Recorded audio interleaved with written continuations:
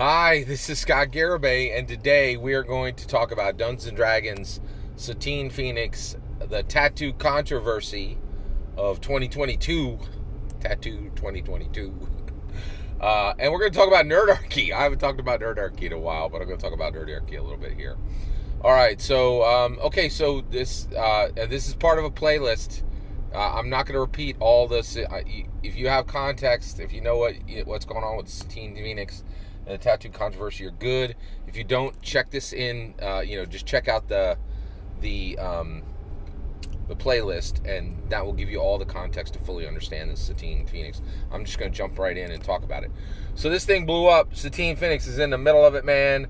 Her husband had to step down as CEO of the tabletop role-playing game company that he ran and that he owned, and actually Jameson Stone, who used to be the CEO of Apotheosis Studio, has already lost his job over this thing, and it's huge, and it's blowing up, and it continues to blow up. Okay, now one thing and I did content on this, just like a growing number of YouTubers, and this had already blown up huge. This is way bigger on Twitter than it is on YouTube, but there's lots of creators on YouTube talking about this. I will say, neither Dungeon Craft nor Nerd Immersion talked about this. And that's interesting because they're kind of staying above the fray. A lot of people call this drama, right? And the reality is, I don't think this is drama at all. I think this is very real Dungeons and Dragons news, in my humble opinion. Okay, and but those two, like, this has got the touch of drama to it, and so like Nerd Immersion and Dungeon Craft haven't weighed in on this at all yet, right? And I think they're just like, well, we'll cover the books that come out and stuff that are more directly, that they feel is more directly connected to Dungeons & Dragons. I think Satine, well, there's no debate. Satine Phoenix is absolutely connected to Dungeons & Dragons. She was directly employed by them, and she was a D&D community manager for them for a distinct period of time. She will always be, historically, a Dungeons & Dragons real, actual employee, right? So she has very direct connection to Dungeons & Dragons to this day, in my humble opinion. All right. So this thing is blowing up, and it continues to blow up, and I think part of the story is just the story. Like, this is really growing, and there's a lot of discussion around it, and like OGGM over there is like, oh, this doesn't matter. Like, I'm like, dude, man, open your eyes. This matters. Like, there's a lot of heat, there's a lot of discussion on this, and it touches a whole lot of elements of Dungeons and Dragons. So I was not surprised when David from Nerdarchy gave me a call. All right, so David is one of the key people. Ted is the other guy over at Nerdarchy. I know both of these guys personally, and I have history with them. I actually gamed with them for about 3 or 4 years, and good friends with both of them for 3 or 4 years. And I was an individual contributor at Nerdarchy for about 3 or 4 years. I wrote lots of articles for them, I wrote lots of articles for them. And then I also did a lot of, I ran games for them, and I did a lot of content for them, right? And then, I think it was in like, I can't even actually forget the year. It's probably been another 3 or 4 years since, but there was an event that happened, and it kicked everything sideways, and I cut ties with them quick, right? So I left being an individual contributor, because I really couldn't stomach being around David anymore. I was very frustrated with David, and we had beef for about 3 or 4 years, right? And I'm not gonna tell that story. And the reason why is those guys are up and running. Ted and David are working extremely hard on Nerdarchy to make that. And actually, I think it really is David's like real job, right? Like, I think it's his full-time gig, and I think he says that on there frequently now, right? And they're really trying to do something special with that brand, and so I've never wanted to do anything to kind of chop down their tree, right? That's just not what I'm about, and and so I let them go their own way. Me and David have beef for about 3 or 4 years, right? And then about 6 months ago, I'm an evangelical Christian, right? That's a big part of my life, right? And it was literally in a men's Bible study, and we were talking about forgiveness, and I realized I just hadn't forgiven David. So I reached back out and I said, okay, and he had apologized for what had happened, and I just wasn't there to accept it. And for 3 or 4 years, and like, so we would see each other at conventions and all. It was always awkward, and he always wanted to shake my hand and like everything was cool. I just wasn't cool with it. I just did not have forgiveness in my heart for what happened for like 3 or 4 years, right? And so finally, I was in a men's Bible study, and I was just like, oh man, this sucks. I do not want to forgive this guy. But Jesus forgave me. And so, and we make mistakes, and I shake my fist at God every day, I'm going to swear, or I'm going to do this mean thing, or, whatever. And Jesus forgives me every day and is loving and kind and forgiving. And I forgave Dave, and I shot him an email, and we went to a diner, and we just hashed it out, and just had a good talk and peace, right? Like, so I'm peaceful with the Nerdarchy guys. I still, and actually, as far as an individual contributor, being an individual contributor, one, I would never write for them again, only because there's no need for it, right? Like, I got my own channel. I don't really need to be, building anything up through their, so there's just no, I have my own platform. I don't need their platform, right?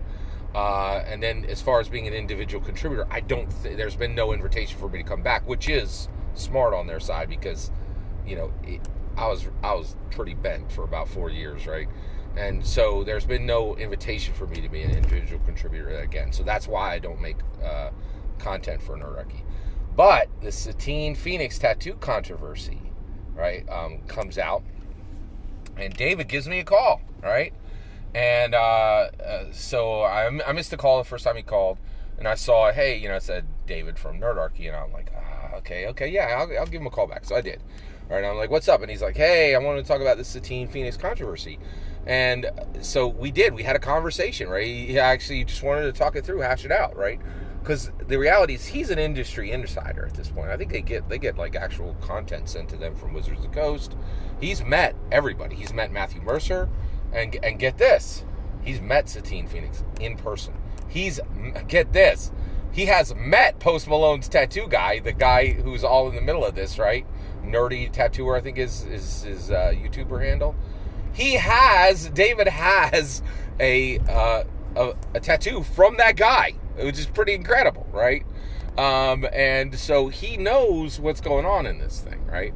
So the reality is, and he wanted to call me and talk about it. And one of the reasons why is, like, once you get rolling in Dungeons & Dragons, right, there's not many people you can have conversations on some topics, right? Not, like, OGGM, I love his content, right? But he looked at this thing, he's like, oh, this is no big deal. This doesn't even matter. Why should anybody talk about this? So out, just, I love his heart and his, OGGM's, but he just didn't get it, right? Like, he didn't have the language for it. He didn't understand the structure. He doesn't understand the industry. So David called me because he knows he can't have this conversation with anybody else, because they won't even know the people who he's talking about. They won't know the industry structure. They don't have the language. They don't have the infrastructure. They don't have the social understanding to even have this conversation. But David knew that he could call me and talk about it, because I knew all the players. I know the industry, right? And here's the other thing is, David is connected to a lot of industry tabletop role playing game, Dungeons and Dragons specifically, flat out Dungeons and Dragons, celebrities, Dungeons and Dragons creators, Dungeons and Dragons indirect creators, OSR and TTRPG creators who are making 5e content, right? I have the same thing. A lot of these people reach out to me, and I'll have a conversation with once every 6 months, once every 12 months, and they'll just contact me. And the reason why is my channel don't make no money, right? But like, I've been doing this for 9 years, and I have almost 3,000 videos. I know a lot about Dungeons and Dragons, so you can have a conversation with me that you can't have with anybody else, right? And I was really honored for David to give me a call and talk this through. So let's talk. So what did David have to say about Satine Phoenix, and what did David have to say about Post Malone's tattooer, who gave Post Malone a tattoo and gave him a tattoo, and I think it went south, and Jameson Stone and Satine Phoenix did not get their tattoos, but they tried to get it from the same guy. What did David have to say about all this? Well, I'm going to tell you that.